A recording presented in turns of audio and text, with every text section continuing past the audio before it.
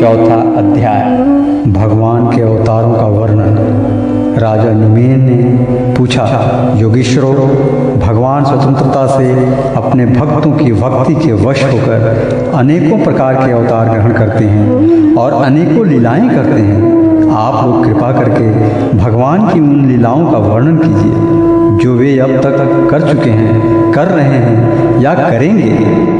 अब सातवें योगेश्वर द्रुमिल जी ने कहा, राजन, भगवान अनंत है, उनके गुण भी अनंत हैं। जो यह सोचता है कि मैं उनके गुणों को गिन लूँगा वह मूर्ख है, बालक है। यह तो संभव है कि कोई किसी प्रकार पृथ्वी के धूलि कणों को गिन ले, परंतु समस्त शक्तियों के आश्रय भगवान के अनंत गुणों का कोई कभी किसी प्रकार पार नहीं पा सकता।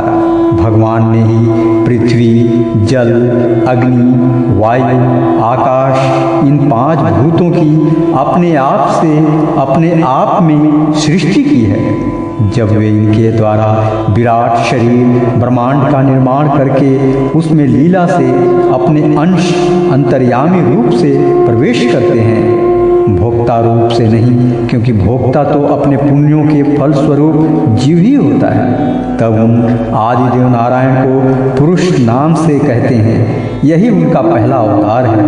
उन्हीं के इस विराट ब्रह्मांड शरीर में तीनों लोक स्थित है।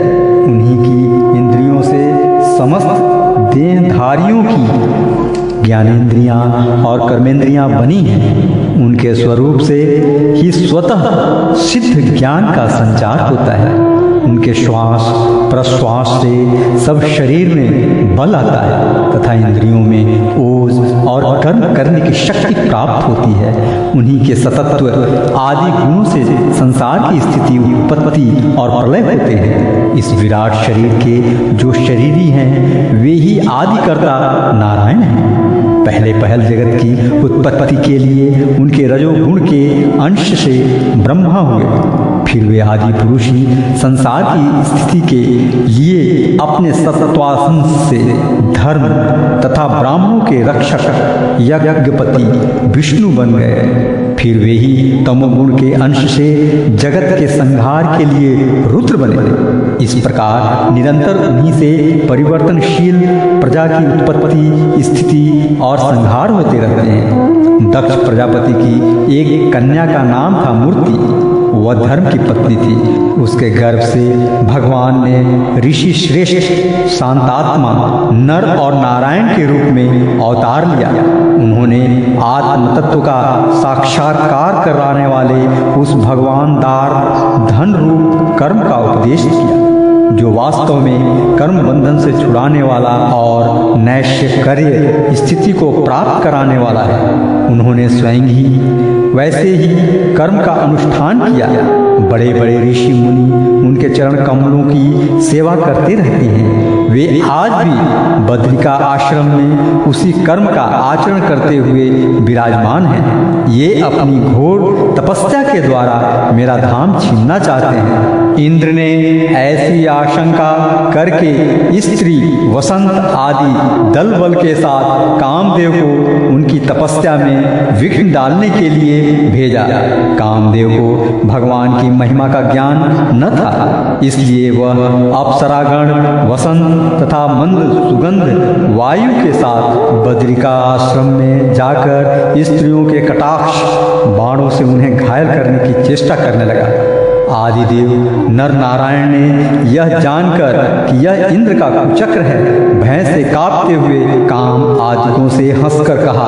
उस समय उनके मन में किसी प्रकार का अभिमान या आश्चर्य नहीं था। कामदेव, मलया मारुत और देवांगनाओं, तुम लोग डरो मत, हमारा आतिथ्य स्वीकार करो, अभी यहीं ठहरो, हमारा आश्रम सूना मत करो। राजन, जब नर नारायण ऋषि ने उन्हें अभयदान देते हुए इस प्रकार कहा, तब कामदेव आदि के सिर लज्जा से झुक गए।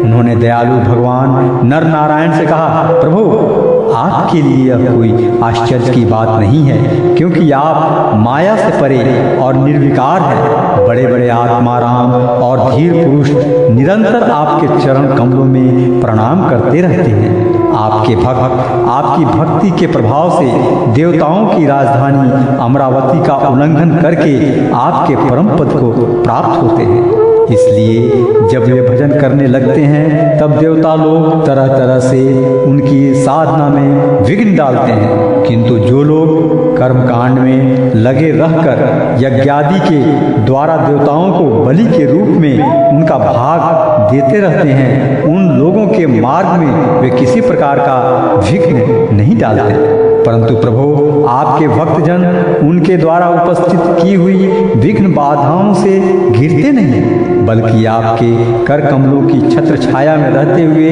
वे विघ्नों के सिर पर पैर रखकर आगे बढ़ जाते हैं, अपने लक्ष्य से च्युत नहीं होते। बहुत से लोग तो ऐसे होते हैं जो भूख प्यास, गर्मी, सर्दी एवं आंधी, पानी के कष्टों को सदा रसनेन्द्रिय और जनेन्द्रिय के वेगों को जो अपार समुद्रों के समान है सह लेते हैं, पार कर जाते हैं, परंतु फिर भी वे उस क्रोध के वश में हो जाते हैं जो गाय के खुर से बने गड्ढे के समान है और जिससे कोई लाभ नहीं है, आत्मनाशक है। और प्रभु वे इस प्रकार अपनी कठिन तपस्या को खो बैठते हैं। जब कामदेव, बसंत आदि देवताओं ने इस प्रकार स्तुति की, तब सर्वशक्तिमान भगवान ने अपने योग बल से उनके सामने बहुत सी ऐसी रमणियां प्रकट करके दिखलाई जो अद्भुत रूप लावण्य से संपन्न और विचित्र वस्त्रालंकारों से सुसज्जित थी तथा भगवान की सेवा कर रही थी। जब देवराज इंद्र के अनुचरों ने उन लक्ष्मी जी के समान रूपवती स्त्रियों को देखा, तब उनके महान सौंदर्य के सामने उनका चेहरा फीका पड़ गया। वे श्रीहीन होकर उनके शरीर से निकलने वाली दिव्य सुगंध से मोहित हो गए। अब उनका सिर झुक गया। देव देवेश भगवान नारायण हंसते हुए से उनसे बोले, तुम लोग इसमें से किसी एक स्त्री को जो तुम्हारे अनुरूप हो ग्रहण कर, वह तुम्हारे स्वर्गलोक की शोभा बढ़ाने वाली होगी। देवराज इंद्र के अनुचरों ने जो आज्ञा कहकर भगवान के आदेश को स्वीकार किया तथा उन्हें नमस्कार किया, फिर उनके द्वारा बनाई हुई स्त्रियों में से श्रेष्ठ अप्सरा उर्वशी को आगे करके वे स्वर्गलोक में गए। वहां पहुंचकर उन्होंने इंद्र को नमस्कार किया तथा भरी सभा में देवताओं के सामने भगवान नर नारायण के बल और प्रभाव का वर्णन किया। उसे सुनकर देवराज इंद्र अत्यंत भयभीत और चकित हो गए। भगवान विष्णु ने अपने स्वरूप में एक रस स्थित रहते हुए भी संपूर्ण जगत के कल्याण के लिए बहुत से कला अवतार ग्रहण किए हैं। विदेहराज, हंस, दत्तात्रेय, सनक, सनंदन, सनातन, संतन कुमार और हमारे पिता ऋषभ के रूप में अवतीर्ण होकर उन्होंने आत्म साक्षात्कार के साधनों का उपदेश किया है। उन्होंने ही हैग्रीव अवतार लेकर मधु कैडभ नामक असुरों का संहार करके उन लोगों के द्वारा चुराए हुए वेदों का उद्धार किया है। प्रलय के समय मत्स्यावतार लेकर उन्होंने भावी मनु, सत्यव्रत, पृथ्वी और औषधियों की, धान्यादि की रक्षा की और वराह अवतार ग्रहण करके पृथ्वी का रसातल से उद्धार करते समय हिरण्याक्षक का संहार किया। कूर्मावतार ग्रहण करके उन्हीं भगवान ने अमृत मंथन का कार्य संपन्न करने के लिए अपनी पीठ पर मंदराचल धारण किया और उन्हीं भगवान विष्णु ने अपने शरणागत एवं आर्त भक्त गजेंद्र को ग्राह से छुड़ाया। एक बार वालखिल्य ऋषि तपस्या करते करते अत्यंत दुर्बल हो गए थे। वे जब कश्यप ऋषि के लिए समिधा ला रहे थे तब थक कर गाय के खूर से बने हुए गड्ढे में गिर पड़े, मानो समुद्र में गिर गए हों। उन्होंने जब स्तुति की तब भगवान ने अवतार लेकर उनका उद्धार किया।